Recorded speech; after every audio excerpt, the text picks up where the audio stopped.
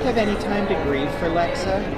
I mean, not really. No, she doesn't. I mean,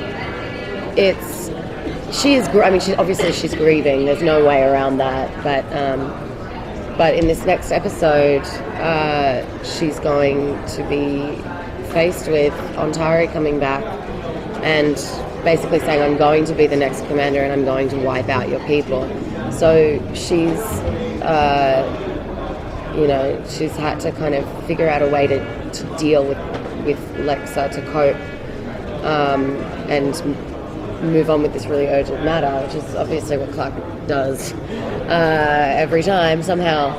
I think like the one thing that I'm really happy about, and something that I think gives Clark a reason to carry on, is the fact that she has to believe that Lexa's in this AI, and she does. She truly believes it, that she's in there. And as long as she keeps this safe, she's got her, So it's all about making sure it doesn't go into Ontari's head, basically. Yeah. It's going to go into Clark's, right? Hey? It's going to go into Clark's, though, right? Not necessarily. I'm not a Nightblood, sadly. How do you think death is going to affect her ability to make relationships in the future? I just don't know. I mean, I feel like she was the one for her. I don't know. Like, I've thought about that, and I don't know if she's going to be able to love anyone the way she loved Lexa. Not in our world. There's only one Lexa, so yeah. Yeah.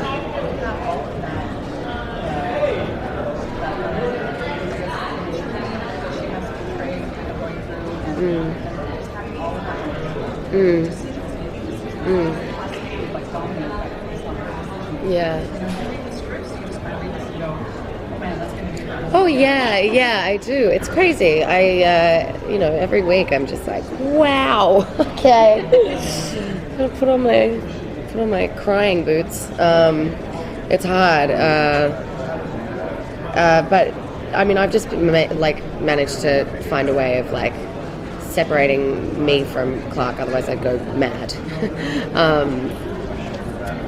She's so tough to play, but she's so tough that it's great. It's just I am so not like that.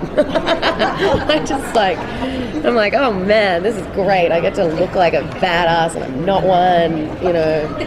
I'm just so not. But yeah, it's been this season especially was really tough to prepare for emotionally. When you got the script and it showed what was going to happen to Lexa, were you worried about what the fan reaction was going to be?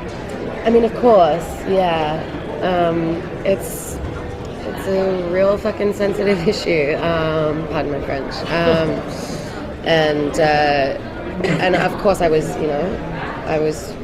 worried, but all we could do was make it the best that we could with the script that we were given.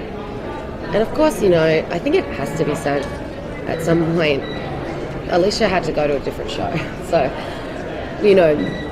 I know fans are really upset about her going, but I know there's a whole lot of other stuff that I'm not even going to go into.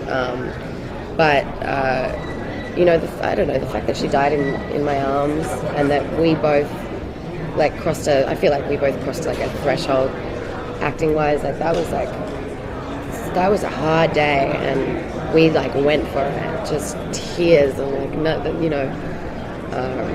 we went to the scary feely place, and I'm really glad. I'm grateful for the experience.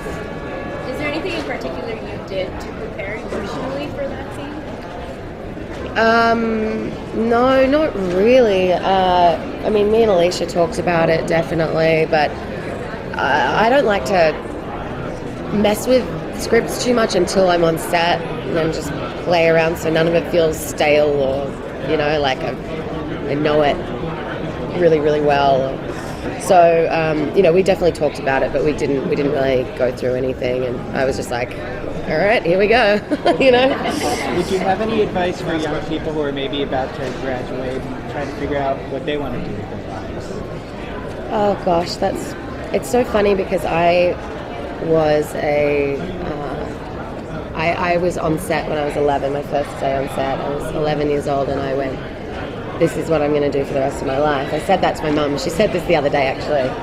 And I was like, really? Wow. Because there's not been a day where I haven't felt like that. Ever. Obviously I've worked at cafes and made coffee and bartended and all that jazz. But I always knew that this was it, for me. And I guess, if you know that, if you've got that deep sense in you of like, this is what I'm going to do, then fucking do it. Just get out there and do it. Do everything you can to make it happen for yourself, because I am so happy and grateful, and this has changed my life, so I would say follow that dream, as cliched as it sounds.